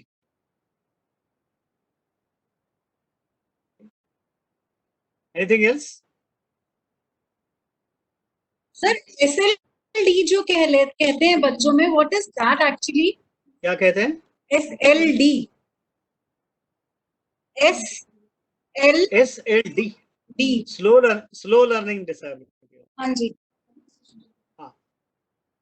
Madam वास्तव में स्लो लर्नर्स कई बार नहीं होते. They are stamped as slow learners. Okay, they are stamped as slow learners. मैंने ऐसे कई बच्चे देखे कि जिनको स्कूल से निकाला गया था क्योंकि कर नहीं सकते थे कुछ भी. यानी 9th में कई बच्चों को, हमारे यहाँ क्या है महाराष्ट्र में कि 8 तक कोई एग्जाम नहीं होती, 9th से एग्जाम आती. तो 9th में ये लोग बच्चों को निकाल देते स्कूल से जो कर नहीं पाते, क्योंकि उनको बोर्ड एग्जाम में उनको 100% रिजल्ट चाहिए, इसलिए वो लोग 9th में निकाल देते. ऐसे कई बच्चे आज ग्रेजुएशन के लेवल में आए. They are not slow learners. They have not understood their learning style. अगर लर्निंग स्टाइल समझ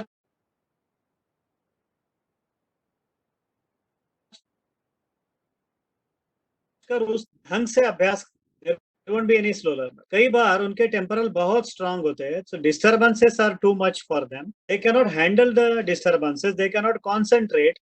With the result, they are stamped as slow learners. बहुत कम बच्चे ऐसे होते हैं कि जिनको न्यूरॉन के डिस्ट्रीब्यूशन बहुत, यानी न्यूरॉन्स की संख्या ही कम है या तो परसेंटेजेस बहुत कम है, ये समस्या आती है. लेकिन उनकी संख्या मैं आपको बोलूं तो 1000-2000 में एक रहेगी, वेरी फ्यू. इंजीनियरिंग में कई बार फेल हो गए बच्चे, अभी अच्छे से पास हो गए, because they have change their learning styles.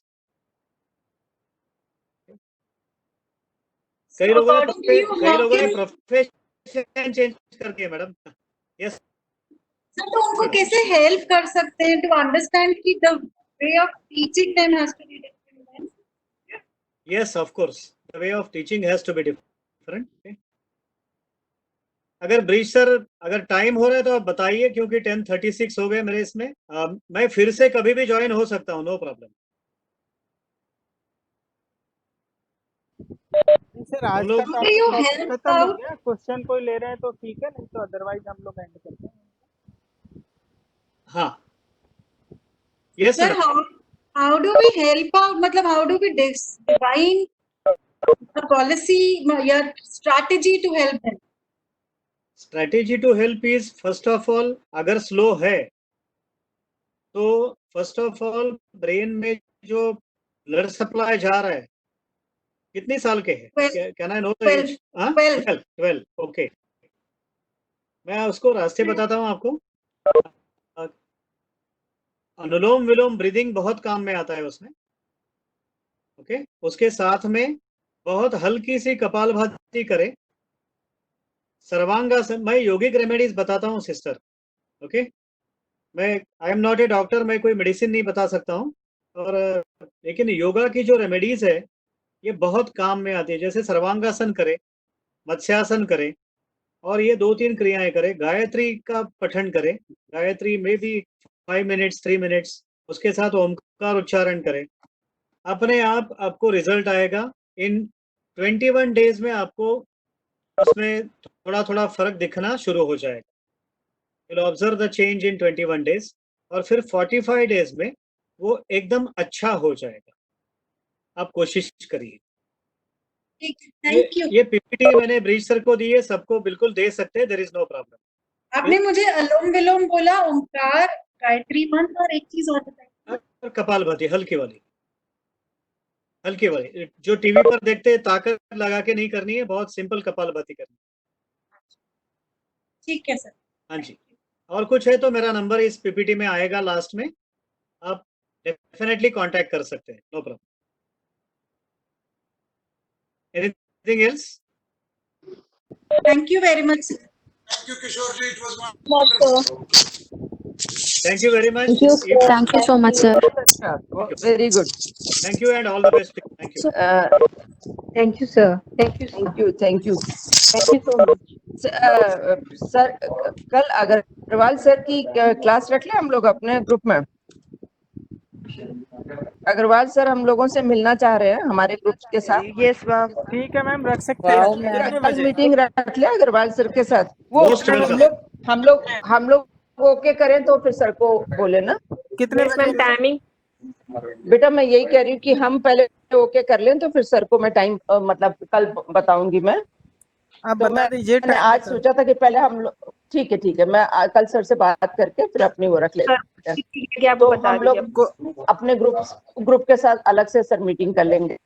कुछ पूछना है और किशोर मैं ये आपकी जो है इसका वीडियो सब अग्रवाल सर को साथ शेयर कर सकते हैं क्या? मैम अभी तो ब्रिज नेटवर्क की प्रॉब्लम की वजह से शायद वीडियो कितना रिकॉर्ड हुआ है वो नहीं पता चलेगा। वो देखना पड़ेगा मेरे को सर कि थोड़ा हुआ सा कि ही नहीं हुआ उसका, बाद में सारा हुआ है सर। मेरी नजर थी रिकॉर्डिंग पे।